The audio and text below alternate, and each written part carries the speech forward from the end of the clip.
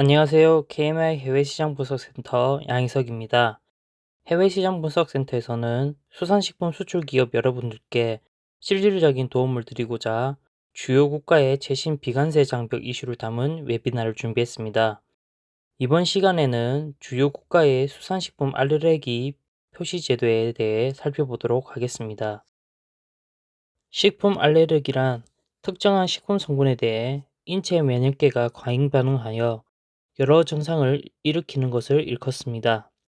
식품 알레르기 표시는 소비자의 안전과 직결되는 중요한 표시 항목이므로 우리나라를 포함해 각국에서는 소비자들이 제품을 구매할 때 정확한 알레르기 정보를 얻을 수 있도록 주요 알레르기 유발 성분의 라벨 표시를 의무화하였습니다. 이를 표시하지 않거나 잘못 표시하는 경우 소비자의 안전사고로 이어질 수 있어 주요국에서는 수입 거부나 리콜의 주요한 사유로 관리하고 있습니다. 실제로 최근 미국에서는 알레르기 성분 미표시로 인한 리콜 사례가 발생하기도 하였습니다. 또한 국가별로 알레르기 표시 제도를 계속해서 개정하고 있으며 중국은 2027년 3월부터 사전 포장 식품에 알레르기 표시를 의무화할 예정이고 일본은 필수적으로 표시해야 하는 알레르기 유발 성분 목록을 변경하였습니다. 이 밖에도 미국, 스페인, 호주 등지에서 표시 대상과 표시 기준을 계속 정비하고 있습니다. 따라서 수출 기업은 제품에 포함된 알레르기 유발 성분을 확인해야 할 뿐만 아니라 국가별로 어떤 성분에 대해 표시를 요구하는지 또 어떠한 방식으로 표시해야 하는지를 함께 검토해야 합니다. 이어서 일본과 중국, 미국의 알레르기 표시 항목과 표시 방법에 대해 말씀드리도록 하겠습니다. 첫 번째로 일본의 식품 알레르기 표시 제도입니다. 일본은 알레르기를 유발하는 성분을 크게 필수 표시 항목과 표시 항목으로 구분하여 관리하고 있고 수산식품 라벨에 반드시 포함해야 하는 성분은 9종이 지정되었습니다. 2025년과 2026년에는 실제 일본 내 식품 알레르기 발병 현황과 중대성을 반영하여 호두, 캐슈넛이 필수 표시 항목으로 추가되었습니다. 두 성분을 포함해 새우, 게, 밀, 메밀, 달걀, 우유, 땅콩을 함유한 경우 라벨에 반드시 알레르기 정보를 표시해야 합니다. 의무사항은 아니지만 표시가 권장되는 성분은 총 20개로 전복과 오징어, 연어알, 연어, 고등어 등 다양한 수산물이 포함되어 있습니다. 이러한 성분을 라벨에 표시하는 방법은 크게 두 가지입니다. 먼저 개별 표시 방법입니다. 원재료명이나 첨가물명과 함께 알레르기 성분명을 가로를 사용해 표시할 수 있습니다. 예를 들어 달걀과 대도 성분을 함유한 마요네즈를 원재료 목록에 표시하면서 마요네즈 뒤에 달걀과 대두 포함이라고 표시하는 방식입니다. 두 번째로 일괄 표시입니다. 소포장식품처럼 표시 면적이 제한적일 경우 원재료와 첨가물 목록 뒤에 알레르기 성분을 한꺼번에 표시할 수 있습니다. 일부 달걀, 유제품, 밀 포함과 같이 표시하는 방식입니다. 화면에 보이는 제품은 일본에서 판매되는 수산식품의 실제 알레르기 성분 표시 사례입니다. 왼쪽 제품은 개별 표시 방법에 따라 원재료 목록에서 특정 원재료명 바로 옆에 가로로 알레르기 성분을 표시하고 있습니다. 오른쪽 제품은 일괄 표시 방식입니다.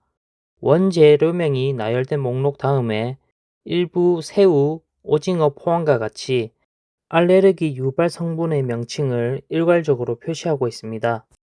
앞서 살펴본 것처럼 일본은 알레르기 유병률과 심각성을 지속적으로 검토하여 표시 대상을 변경하고 있기 때문에 일본 수출 기업은 수출 전 최신 규정을 확인하고 올바른 방법으로 알레르기 정보를 표시할 수 있도록 준비해야 합니다.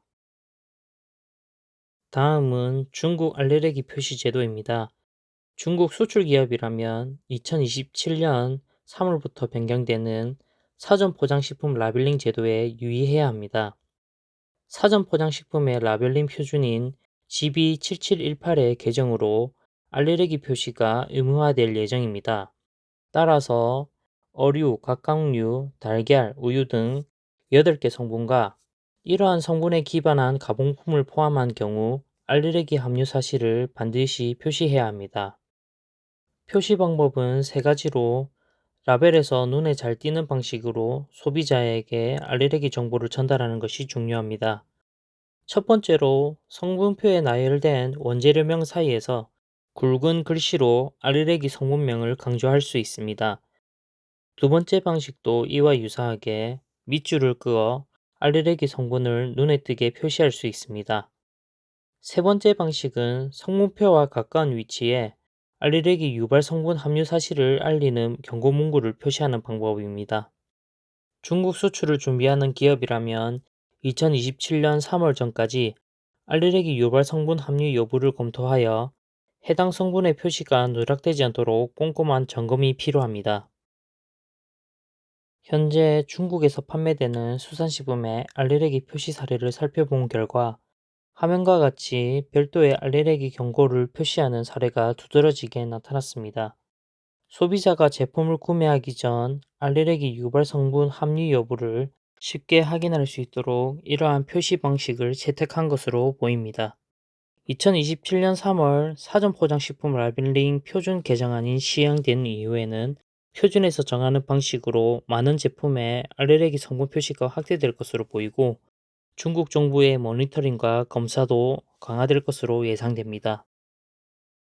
마지막으로 미국의 알레르기 표시 제도입니다. 미국은 9개 성분을 필수 표시 항목으로 정하고 있으며 어류, 각각류, 우유 등의 성분을 함유한 수산식품을 미국으로 수출할 경우 알레르기 성분 표시 여부를 반드시 확인해야 합니다.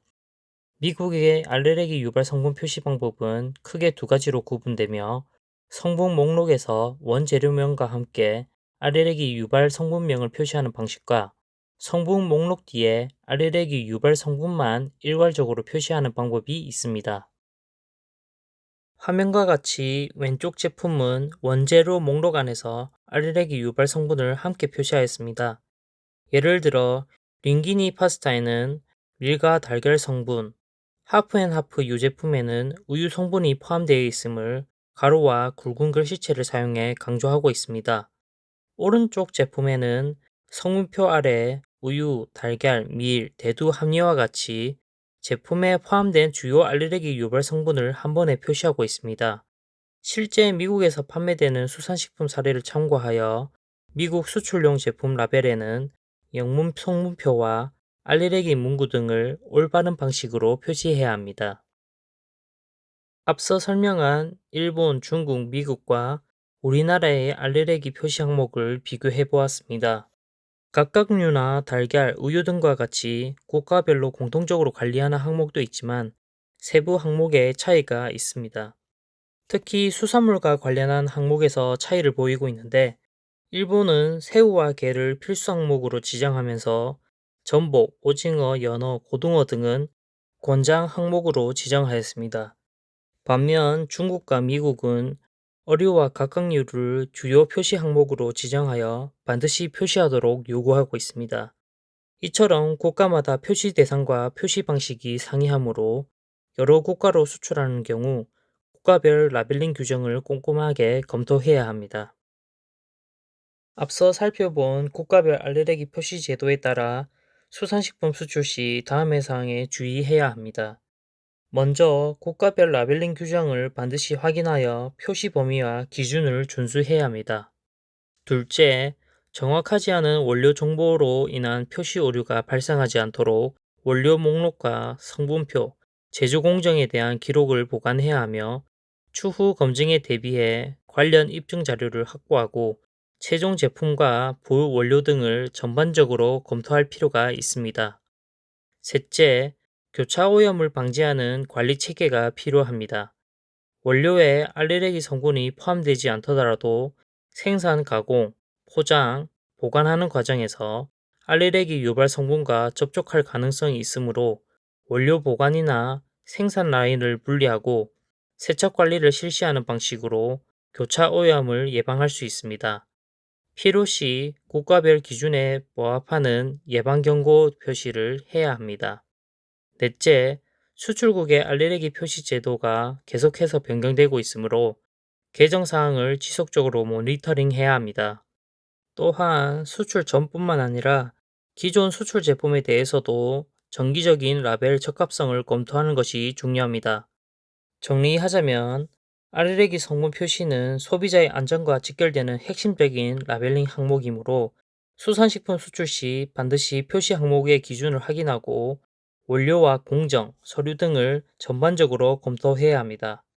시청해주셔서 감사합니다.